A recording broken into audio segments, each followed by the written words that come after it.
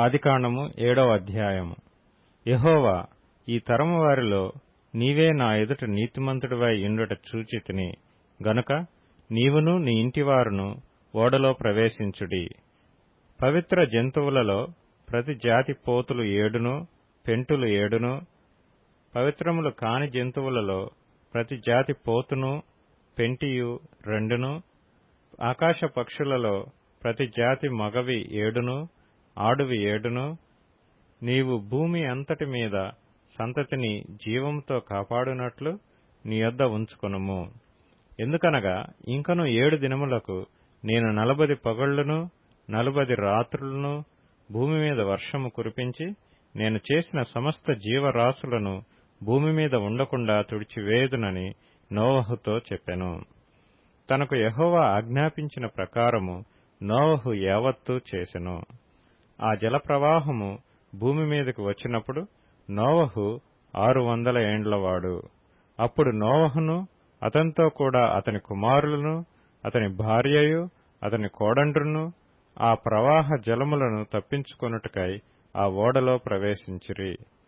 దేవుడు నోవహునకు ఆజ్ఞాపించిన ప్రకారము పవిత్ర జంతువులలోనూ అపవిత్ర జంతువులలోనూ పక్షులలోనూ నేలను ప్రాకు వాటన్నిటిలోనూ మగది ఆడుది జత జతలుగా ఓడలోనున్న నోవహునొద్దకు చేరెను.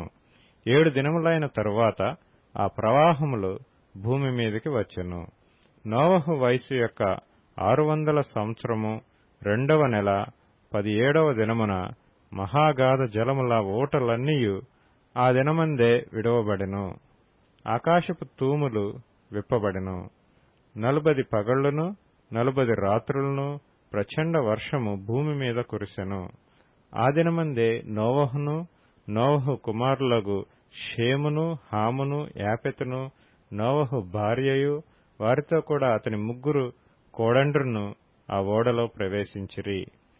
వీరే కాదు, ఆయా జాతుల ప్రకారము ప్రతి మృగమును, ఆయా జాతుల ప్రకారము ప్రతి పశువును, ఆయా జాతుల ప్రకారము నేల మీద ప్రాకు ప్రతి పురుగును, ఆయా జాతుల ప్రకారము ప్రతి పక్షియు, నానా విధములైన రెక్కలు గల ప్రతి పిట్టయు ప్రవేశించెను.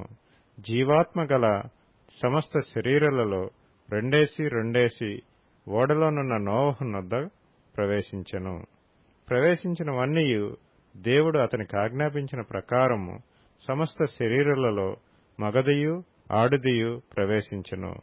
అప్పుడు యెహోవా ఓడలో అతని మూసివేసెను. ఆ జలప్రవాహము 40 దినములు భూమి మీద నుండగా జలములు విస్తరించి ఓడను తేలచేసినందున అది భూమి మీద నుండి పైకి లేచెను.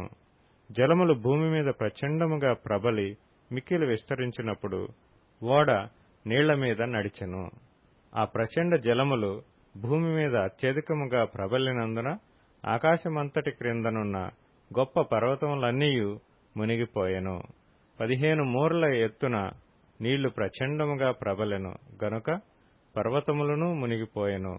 అప్పుడు పక్షులేమి, పశువులేమి, మృగములేమి, భూమి మీద ప్రాకు పురుగులేమి, భూమి మీద సంచరించు సమస్త శరీరులేమి, సమస్త నరులేమి చచ్చిపోయిరి.